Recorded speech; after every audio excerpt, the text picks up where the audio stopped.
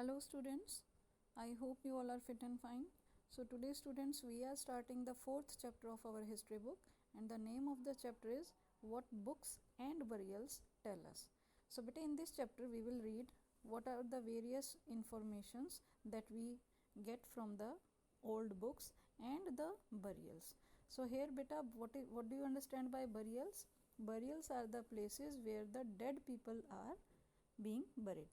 जिस प्लेस पे बेटे जो लोग गुजर जाते हैं उनको दफनाया जाता है तो उन्हें हम क्या बोलते हैं, बरियल्स. उन प्लेसेस को हम बरियल्स बोलते हैं, कब्रिस्तान बोलते हैं या समाधि भी बोल सकते हैं. ओके, सो बेटे as we all know always we are related to some story so that we can relate the story of that character with the chapter. So in this chapter we are given the story of Mary. So let us read. Mary in the library.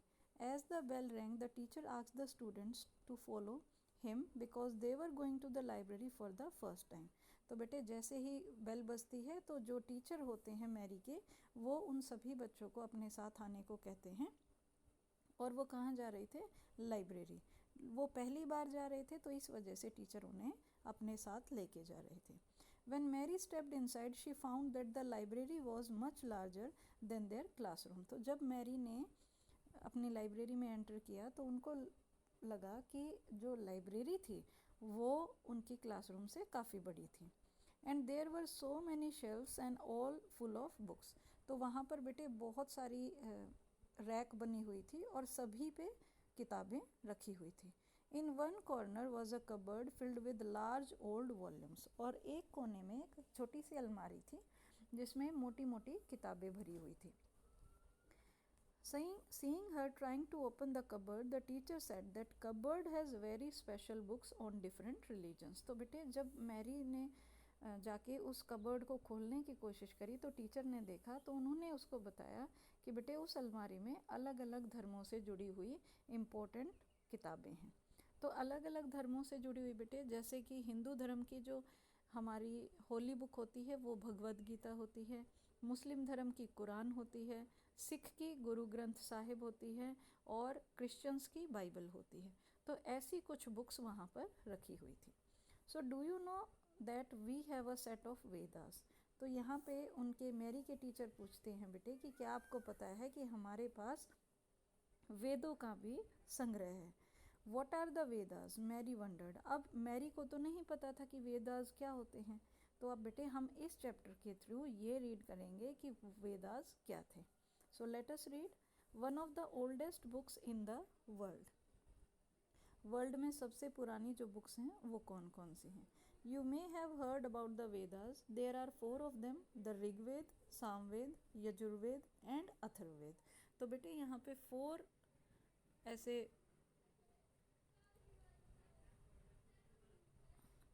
4 Vedas बताए गए हैं. ऋग्वेद, सामवेद, यजुर्वेद और अथर्ववेद. ये 4 वेद हैं हमारे भारतीय संस्कृति के. And the oldest Veda is the Rigveda. So one important thing is given कि सबसे पुराने जो वेद है वो कौन सा है, ऋग्वेद, जिसको लगभग 3500 साल पहले कंपोज किया गया है या लिखा गया है. ठीक है, इसकी रचना हुई थी बेटे 3500 साल पहले. The Rigveda includes more than 1000 hymns called sukta और वेल सेड. तो बेटे ऋग्वेद में बहुत सारे लगभग 1000 से ज़्यादा हाइम्स हैं जिनको हम भजन भी बोल सकते हैं या फिर उनको हम प्रार्थनाएं भी बोल सकते हैं और उनको सुक्ता भी बोल सकते हैं. तो सुक्त का मतलब क्या होता है बेटे, जिनको अच्छी तरह से बोला जाता है.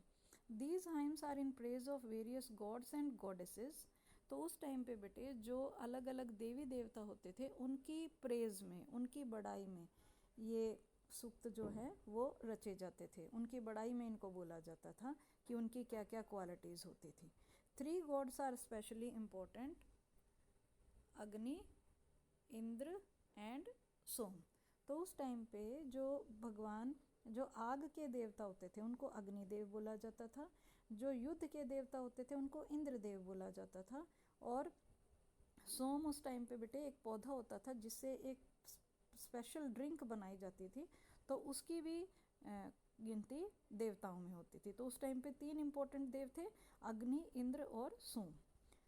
Moving to next paragraph, these hymns were compose by sages. तो बेटे ऋग्वेद में जो भी भजन लिखे गए हैं वो किसने कंपोज किए थे या किन के द्वारा रचे गए हैं? ऋषियों के द्वारा। Priest taught students to recite and memorize each syllable, word and sentence bit by bit with great care। तो बेटे उस टाइम के जितने भी भजन होते थे, जितने भी हमारे पुरोहित होते हैं या जो हमारे प्रीस्ट होते हैं जिनको हम पुजारी बोलते हैं, तो वो अपने जो आचार्य होते हैं वो विद्यार्थियों को एक एक अक्षर, एक एक शब्द, वाक्य, सब कुछ बहुत अच्छे से उनको पूरी लय के साथ ये सूक्त जो थे इनको याद करवाते थे। जैसे हम संस्कृत के श्लोक याद करते हैं तो उसी तरह से ये इनको याद कराते थे। So most of the hymns were composed, taught and learned by man. ज़्यादातर जो हाइम्स उस टाइम पे होती थी बेटे, जो भजन उस टाइम पे होते थे वो किनके द्वारा लिखी जाती थी? मैन के द्वारा, और उन्हीं के द्वारा पढ़ाई जाती थी, उन्हीं के द्वारा याद कराई जाती थी।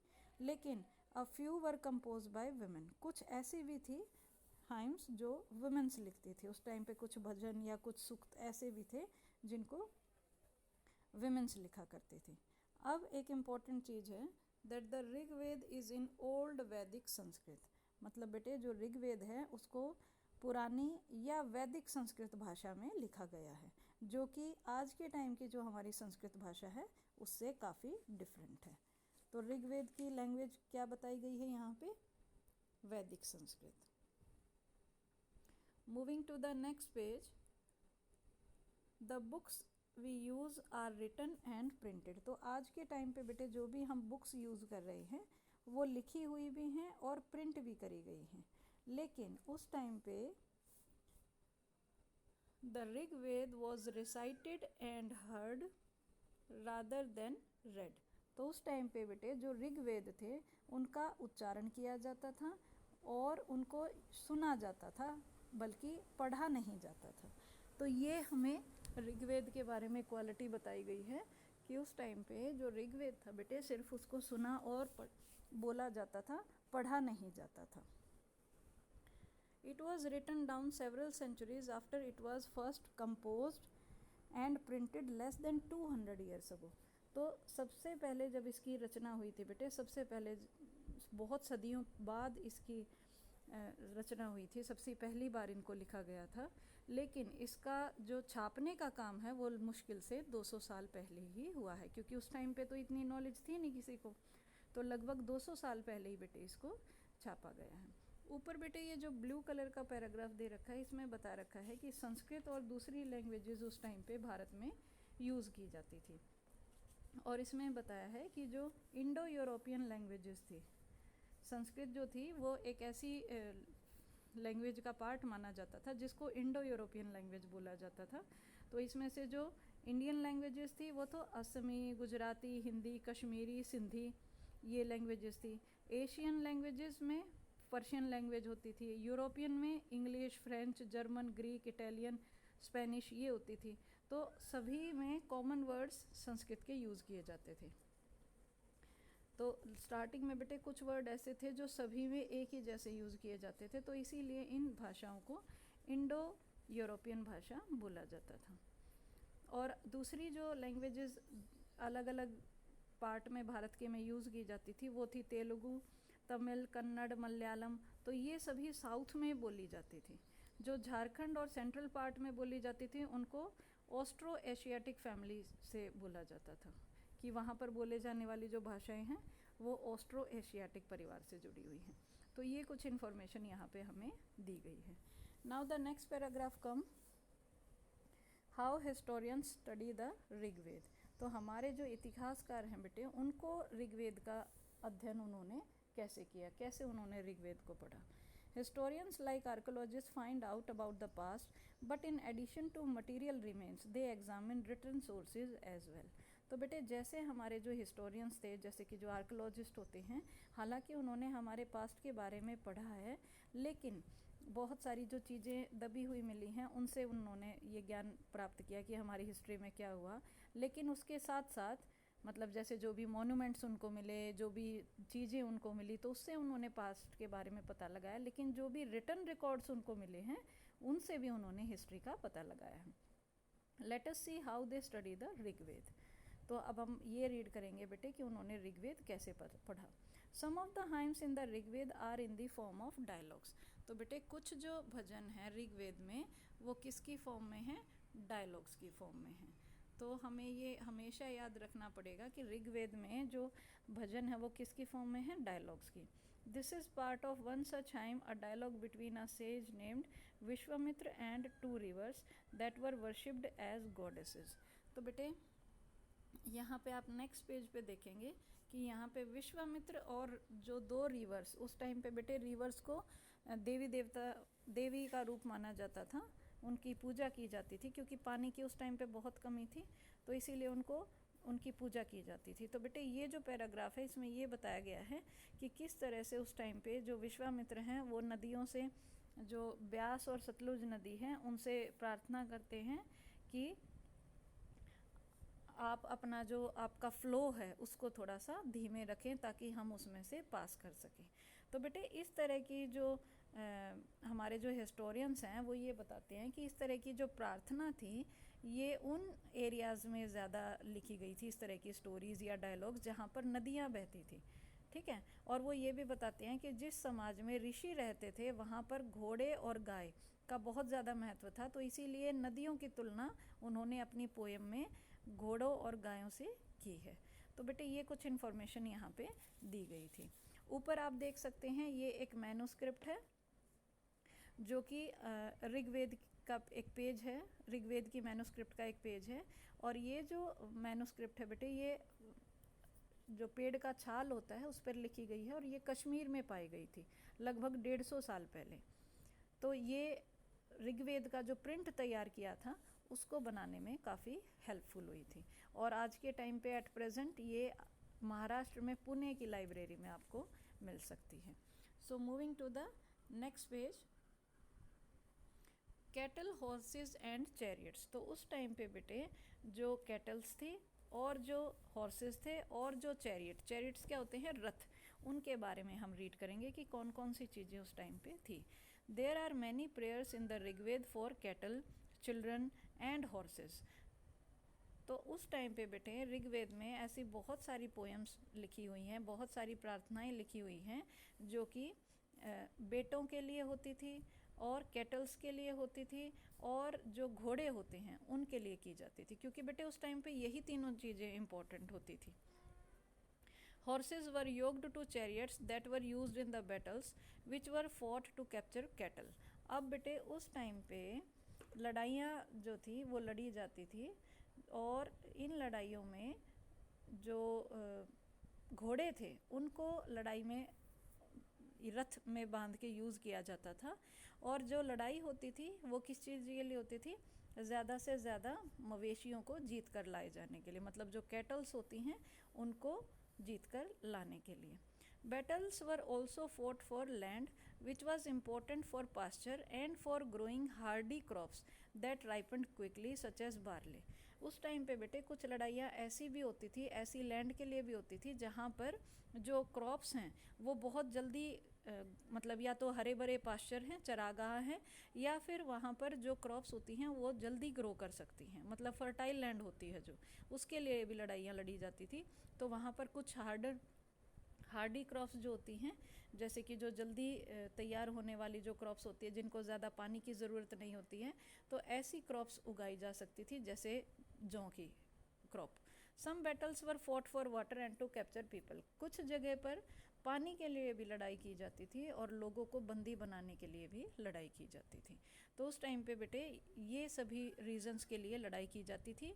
एक तो कैटल्स को कैप्चर करने के लिए, मतलब मवेशियों को इकट्ठा करने के लिए, दूसरा लैंड के लिए, जो उपजाऊ ज़मीन थी उसके लिए लड़ाई की जाती थी, और थर्ड है यहाँ पे वाटर के लिए। So some of the wealth that was obtained was kept by the leaders, some was given to the priest and the rest was distributed among the people। अब जो भी बेटे उस टाइम पे लड़ाई करने वाले जो रूलर्स थे या जो छोटे मोटे मुखिया थे, वो सभी ये जो लड़ाइयों में जो भी धन जीत के आते थे उसका ज़्यादा भाग तो सरदार खुद रख लेते थे कुछ हिस्सा वो पुरोहितों को दे देते थे, मतलब कि जो प्रीस्ट होते हैं, और जो बाकी बच जाता था वो प्रजा को दे दिया जाता था, जो आम लोग होते थे उनमें बांट दिया जाता था. Some wealth was used for the performance of yajnas or sacrifice in which offerings were made into the fire. कुछ जो धन था बेटे वो यज्ञ करने के लिए भी रख लिया जाता था, क्योंकि आग में यज्ञ में आहुति दी जाती है, तो ये इसके पर्पस के लिए भी कुछ पैसा दे दिया जाता था. These were meant for god and goddesses. तो जो आहुतियाँ दी जाती थी वो देवी देवताओं के नाम से दी जाती थी. जैसे आज के टाइम पे आप देखते होंगे हम हवन करते टाइम सभी देवी देवताओं के नाम से आहुति देते हैं. So offerings could include ghee, grain and in some cases animals.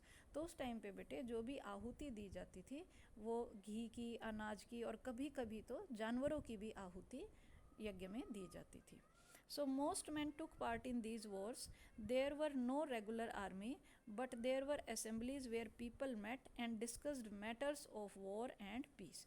तो उस टाइम पे बेटे ज़्यादातर जो लोग थे वो लड़ाइयों में हिस्सा लेते थे, मतलब जो पुरुष थे वो लड़ाइयों में हिस्सा लेते थे, और युद्ध के लिए कोई पर्टिकुलर सेना नहीं बनाई जाती थी, सभी लोग उसमें मिलजुल कर साथ लड़ते थे. मतलब कि सभाओं में लोग मिलते जुलते थे और वो फिर युद्ध और शांति के विषय में एक दूसरे से डिस्कस करते थे. They also choose leaders who were often brave and skilful warriors. तो वही लोग जब अपनी असेंबली बनाते थे, ग्रुप बनाते थे, तो वहाँ वो ऐसे लोगों को अपना सरदार चुनते थे जो बहादुर और कुशल योद्धा थे. सो बेटे we will read about the further topics in our next video. Till then, try to understand the topics well and take care.